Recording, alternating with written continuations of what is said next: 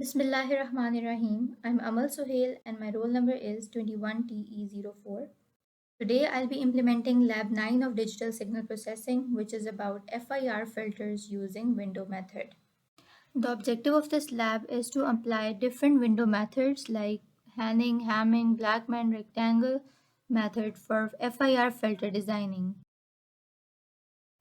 The task 1 of the Lab 9 is, from example 7.4, plot the filter in time domain along with its magnitude response. Use windowing, Hamming, Hanning, and Blackman with filters and observe their magnitude response. Discuss the window's magnitude response. Use n is equals to 5, 12. Let us see the example 7.4. Here we can see given the filtered coefficients h of naught, h of minus 1, minus 2, minus 3. Apply the Hamming window function to obtain windowed coefficients and plot the impulse response and windowed impulse response. Let us see the MATLAB code. Here we can see this MATLAB code defines a specific FIR filter with coefficients h representing the impulse response of the filter given by this array. Then the corresponding time indices are defined by n ranging from minus 3 to 3. The code first plots the filter's impulse response using a stem plot which visually represents the amplitude of each coefficient at its respective time index. The filter's frequency response is then calculated by taking the fast Fourier transform of the impulse h, 0 padded to 1024 points for higher resolution, and the result is shifted to the center, the zero frequency. The frequency vector f is created to cover the range from minus pi to pi radians. The magnitude of the FFT result h is computed and plotted to display the filter's magnitude response in the frequency domain. Let us observe the output. Here we can see the magnitude response of the filter and filter impulse response for different values. This plot illustrates how the filter affects different frequency components, showing its frequency selectivity. Then comes 1b, which is about applying Hamming window, Hanning window, and Blackman window to the same impulse response signal. This MATLAB code modifies the given FIR filter with coefficients h using different windowing methods like Hamming, Hanning, and Blackman, and then analyzes the effect on the filter's frequency response.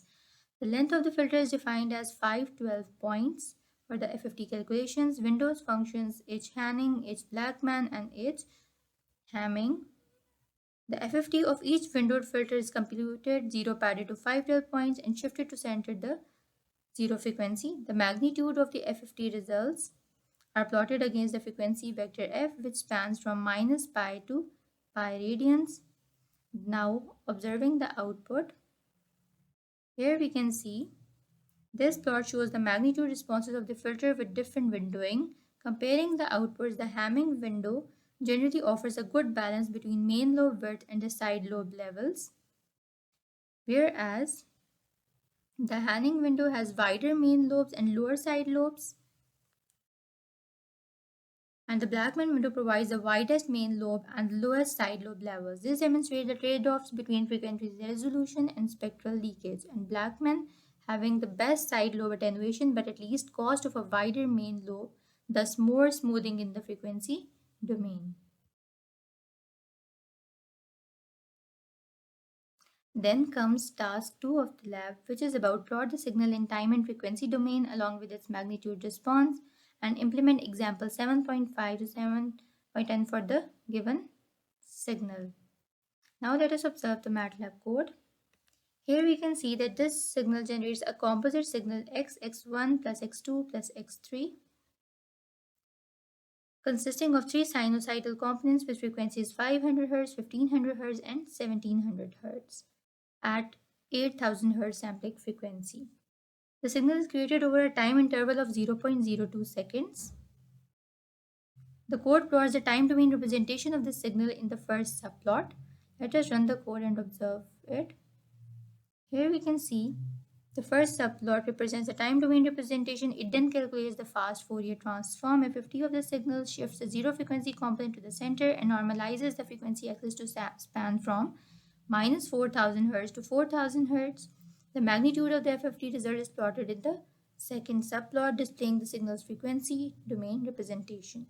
The xlim function is used to restrict the frequency access to range -2000 to 2000 for better visualization of the relevant frequency components. This analysis reveals the frequencies present in the composite signal. Now coming towards the part B of task 2. Here we can see that this MATLAB code also generates a composite signal with three sinusoids with different frequencies with a duration of 0.02 seconds. Then it designs a low-pass FIR filter with a cutoff frequency of 800 Hz and order of 3 using the Hamming window. The filter coefficients H are used to define the transfer function's numerator B with the denominator A set to 1. The frequency response of the filter is calculated using frequency Z function over a range of frequencies from 0 to pi radians. The magnitude of this frequency response is plotted to illustrate the filter's behavior in attenuating different frequency components. Then observing the output, we can see the plot is labeled appropriately to show the filter's magnitude response. Task 3 of the lab is the application of FIR filters, which are noise reduction.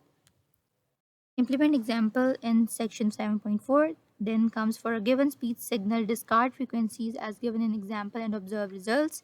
Then for part C, for a given music file, apply high and low pass filters to observe results, that is tweeter and woofer. Let us see the MATLAB codes for them. Here we can see this MATLAB code generates a 500 Hz sinusoidal signal contaminated with Gaussian noise and analyzes its frequency content before and after filtering. It starts by defining the sampling rate fs is equals to 8000 Hz and generating 250 samples of Gaussian noise V. A noisy sinusoidal signal X is created by adding this noise to a 500 Hz sinusoid.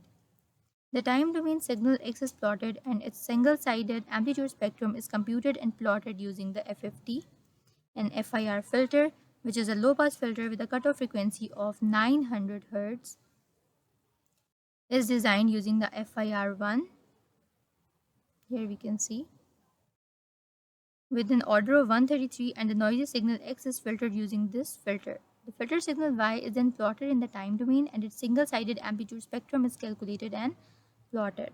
This demonstrates the effect of the filter in reducing the noise, especially above the cutoff frequency, thus highlighting the sinusoid more clearly in the frequency domain. Let us observe the output. Here we can see that the noise is reduced. Then comes the part B of the lab task 3, which is this MATLAB code processes an audio file named speech.wav by filtering out frequencies above 4 kHz. It starts by reading the audio file into the variable speech and obtains the sampling rate fs. The FFT of the speech signal is computed and shifted to center the zero frequency using FFT shift.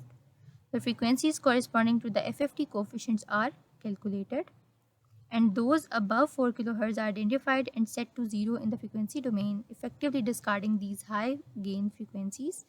The filter signal is reconstructed by taking the inverse FFT of the modified frequency spectrum using IFT and IFFT shift functions. The code then plays. Now, by running the code, we can see. You knew I would not allow it, and you did it anyway. You knew I would not allow it, and you did it anyway. The code plays the original speech signal first, pauses for 4 seconds and plays the filter speech signal, allowing for an audible comparison of the effect of the filtering.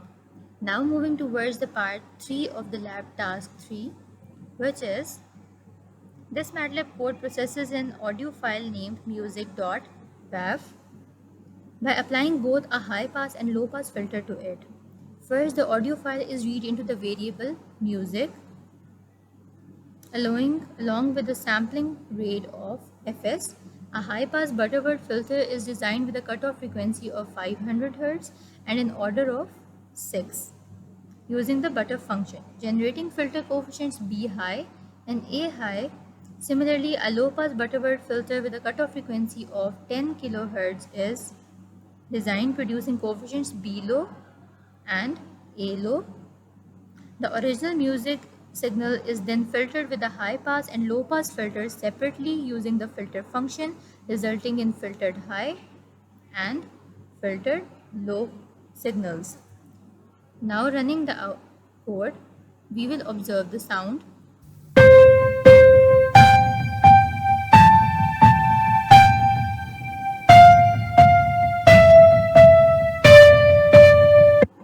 The original music signal is played first, followed by high pass filtered version after a 15 seconds pause.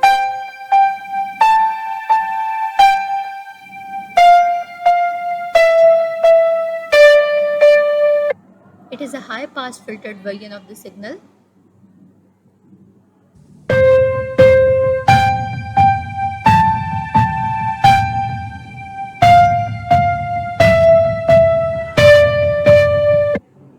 This is the low pass filtered version and it is played after another 15-second pause.